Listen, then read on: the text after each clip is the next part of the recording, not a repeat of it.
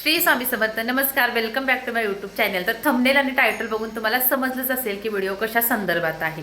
तर घरची काहीशी कामं असतात की ती जी काही आपल्याला लवकर आवरत नाहीत आणि ती रोजचीच कामं आहेत आपल्याला, तर त्याचा कंटाळा देखील खूप येतो आपल्याला. तर त्यासोबत ना अशा काहीशा गोष्टी असतात. आता बघा, थंबनेल आणि टायटल बघून तुम्हाला समजलंच असेल की कितीही भांडे असो, कितीही मोठे असो छोटे असो, आपल्याला पटकन कसे ते घासता येतील आणि पटापट आपलं जसं काही काम आवरता येईल त्याच्यावर हा व्हिडिओ आहे. तर व्हिडिओ शेवटपर्यंत नक्की बघा आणि व्हिडिओ आवडल्यास व्हिडिओला लाईक करा, चॅनलला मात्र नक्की सबस्क्राईब करा. तर आज माझ्या भांड्यांचा पसारा, कारण स्वयंपाकाचे वगैरे जे काही असतील आणि एक दोन भांडे घासण्यात काय आहे, म्हटलं एकदाच घासावं. तर छोटे असो मोठे असे कसे पटकन घासता येईल हे मी तुम्हाला सांगणार आहे.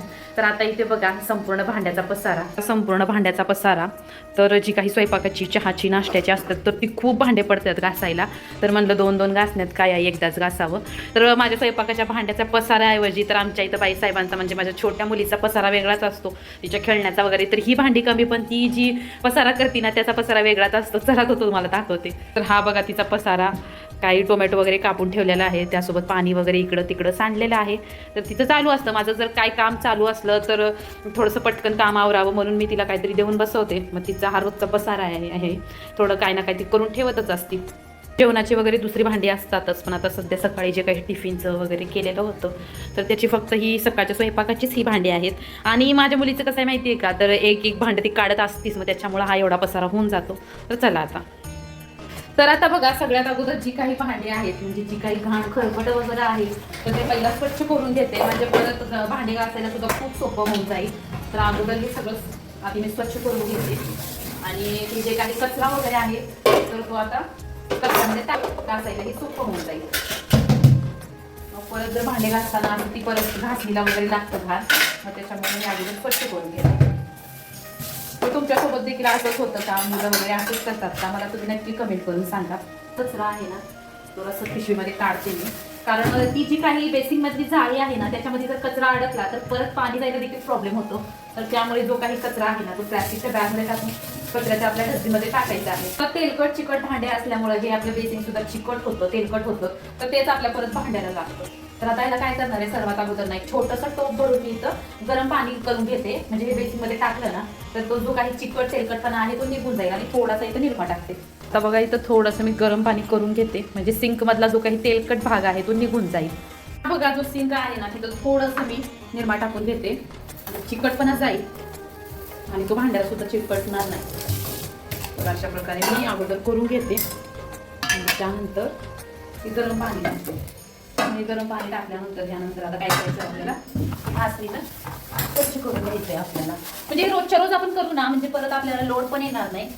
ते रोजच्या रोज आपलं ही क्लीन सुद्धा राहतं, डीप क्लीन सुद्धा राहतं.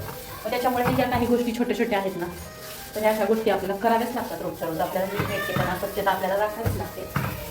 तर निर्म्यानं जास्त तर चिकटपणा जातो. तर आता हे जे काही गरम पाणी केलेलं आहे ते टाकून घेऊ. तर बघा आता बेसिंग तर मी स्वच्छ छान करून घेतलेलं आहे, निरमा आणि गरम पाणी टाकून. चिकट तेलकटपणा काहीच नाही.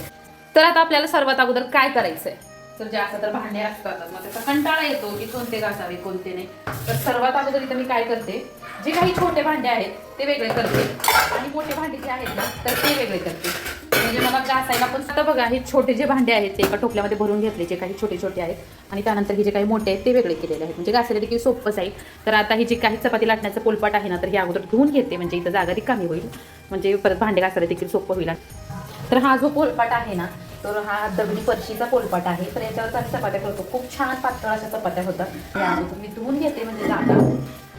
तर आता बघा इथे जागा रिकामी करून घेतली. तर आता छोटे भांडे आहेत ना ते पटपट धुवून घेते, म्हणजे टाईम लागणार नाही. आणि असे वेगळे भांडे केले ना तर आपल्याला पण सोपं झालं आणि जाळीमध्ये ठेवायला सुद्धा अडचण होत नाही.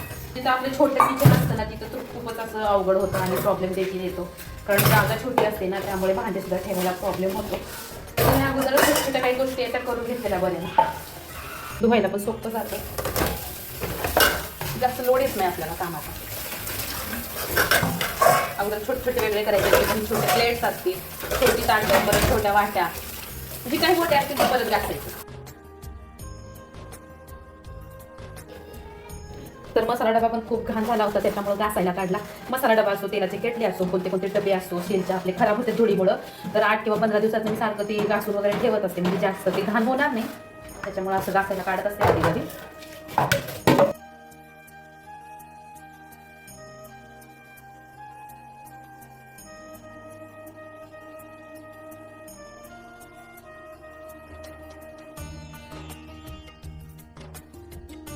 त्या काड्या सामने घासून घेतलेला आहे.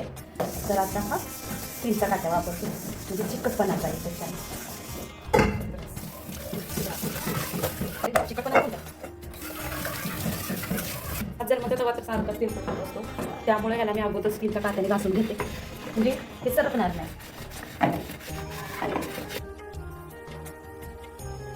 इथे संपूर्ण भांडे तर घासून झाले. तर अशा प्रकारे आपला किचन आपण क्लीन करू शकतो सर्वात सोपी पद्धत वापरून. आवडल्यास व्हिडिओला लाईक करा, चॅनलला मात्र नक्की सबस्क्राईब करा. भेटूया अशाच पुढच्या व्हिडिओमध्ये, तोपर्यंत काळजी घ्या.